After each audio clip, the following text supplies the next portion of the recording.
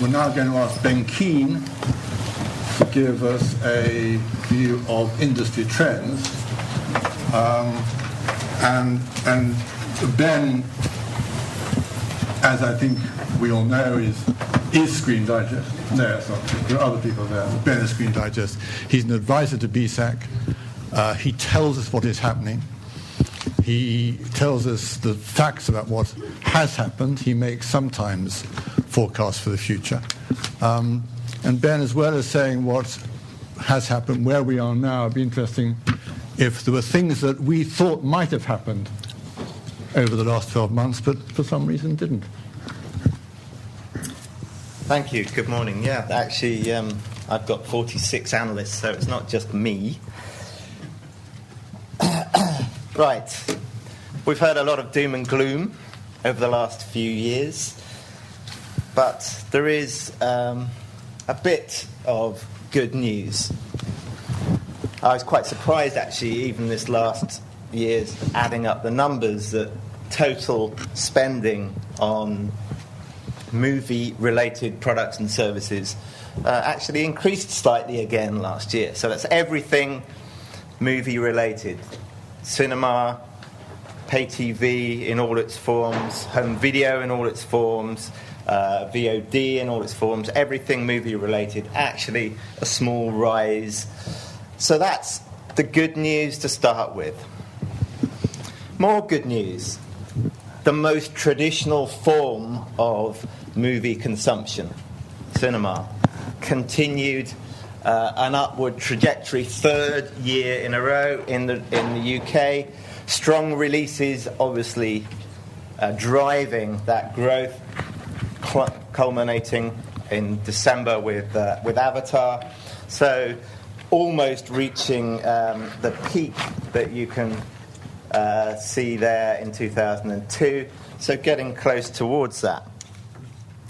And in money terms, box office continued its climb actually to an all-time high, driven by average ticket prices creeping up, and particularly driven by the price premium for 3D cinema product coming in there and really taking that ticket price upwards increasingly.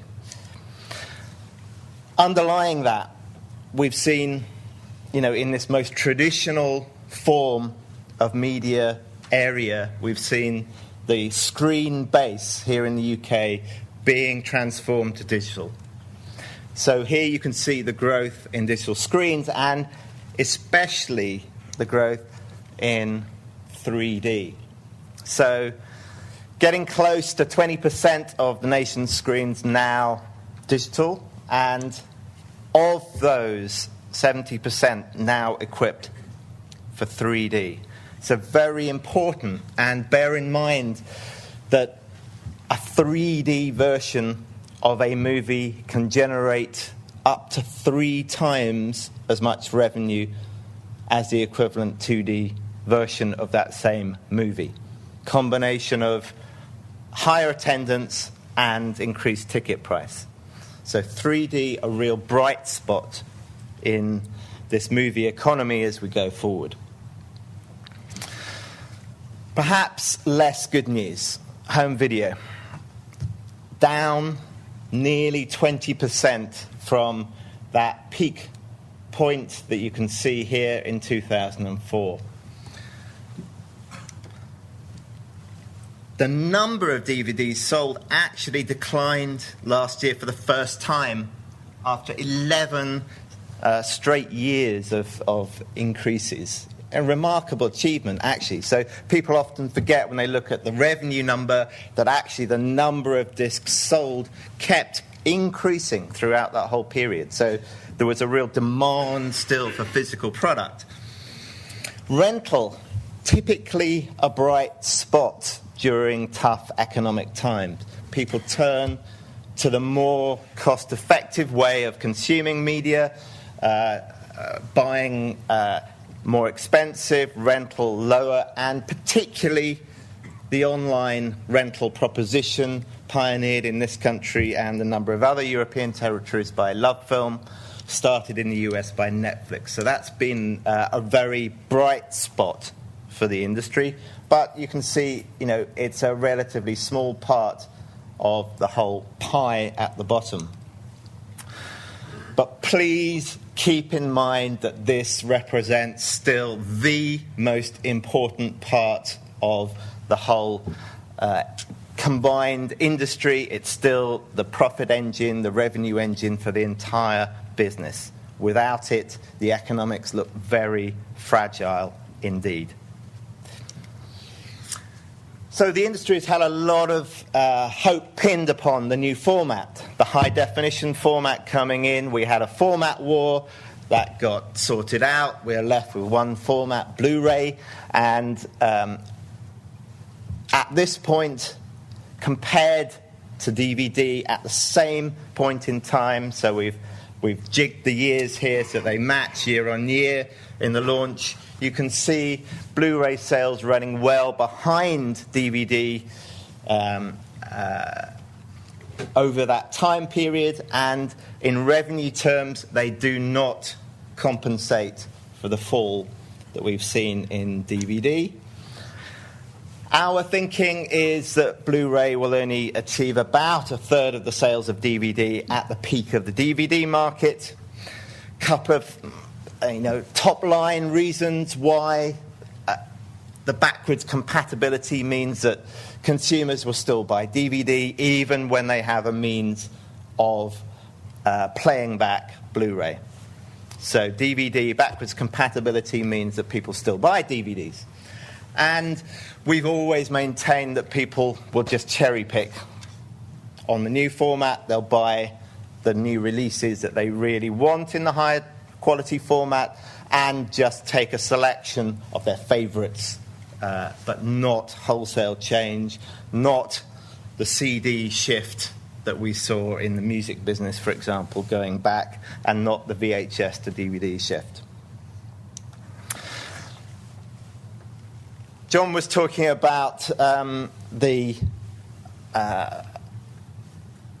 trials back in the UK of early video on demand. Well, here's the vision of the future. The electronic video store. Actually, these images are from the very first worldwide trial back in 1994 in Orlando, Florida, that Time Warner launched under the Full Service Network. So that whole vision of the electronic video store promised at that time. Where are we now? Something like 15 years later, it hasn't really delivered on that particular promise. And maybe it wasn't the right promise to be making.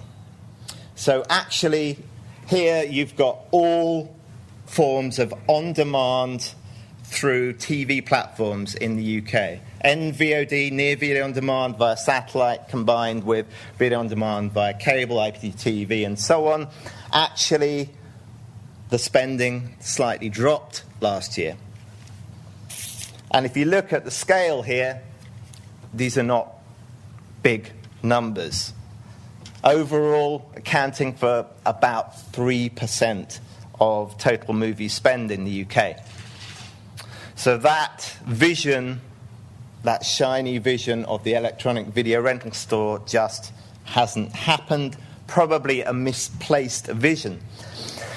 If we actually look at what's happening on those platforms, and here I'm looking at true VOD, not including the satellite component, which is really where that vision was heading, less than 5% of the consumption of the video-on-demand views on all those platforms are actually paid for directly on a per-transaction basis. Most of it is delivered free. So the big chunks here, that's free consumption. Some of it's bundled with subscription elements.